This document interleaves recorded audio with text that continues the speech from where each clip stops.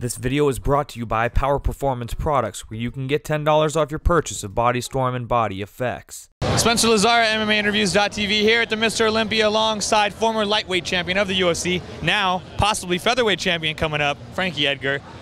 What was your thoughts when you heard Jose Aldo got injured? Yeah, I was disappointed. I was looking forward to that. I jumped into that fight because Koch got hurt. So funny how things work out, But I still think we're gonna get that fight. So at a later date.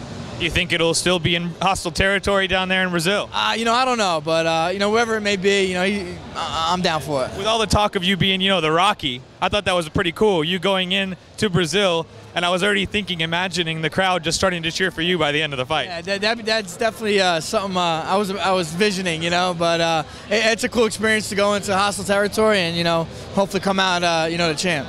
That might be one of the harder places to turn the crowd in your favor, though. Yeah, I think Jose's their guy, and it'd be tough to do that, but we'll see what we can do. So talk about the weight cut and what that would mean getting down to 45 for you. I know you've always said that it's not a difficult thing. Yeah, it won't be hard at all. Actually, I'm actually spoke with my guys at Jaspari, and they've suggested some supplements and some diet plan and stuff. I'm only 55, 60, so I don't think it'll be bad at all. What went into the final decision to make that move? It was just the right timing, I thought. After the my last loss, a little disappointing. I just think it's kind of like it's a new start. You know what I mean? And I'm not saying I'll never go back to 55. I like to be the guy that just fights big fights. And right now I think the biggest fight I can fight is Jose.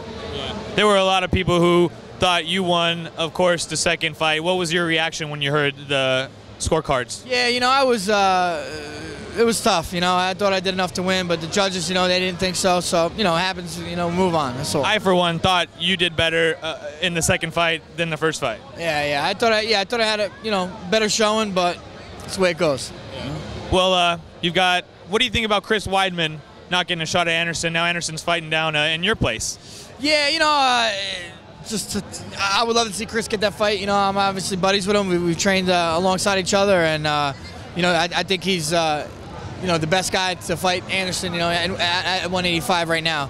But Anderson that fight at 205. I don't know if that all what really was the situation. He jumped in and saved the card for Brazil. So it was a good look on his part. I'm sure Chris wished he could get that fight, but this one's at 205. So was there any talk that maybe you would still fight down there at all? Was there ever a shot that maybe you would get a replacement opponent? Just waiting. I heard Jose got hurt, and I just had to hear from Dana what was next. So I was training as if I was going to fight just in case I was, but Dana said we're gonna pull you off the card. So now, now that this has gone, all these cards are pretty stacked going forward till the end of the year. When do you anticipate maybe to fight next? Yeah, I don't know. That's the thing. These cards are pretty much booked, and I don't know where they want to put us, if they'll double up a card or what. So I'm hoping end of the year, beginning of the new year. A few predictions now. Guys that you're familiar with: Nate Diaz and Benson Henderson fighting in December. Yeah, I think Nate's going to be a problem for him. I really do. I'm a big fan of Nate. I think Ben's obviously a great fighter. I think it's going to be high-paced fight, but Nate's length, his boxing, is pretty tough. Yeah. What do you think each guy sort of has to do to win?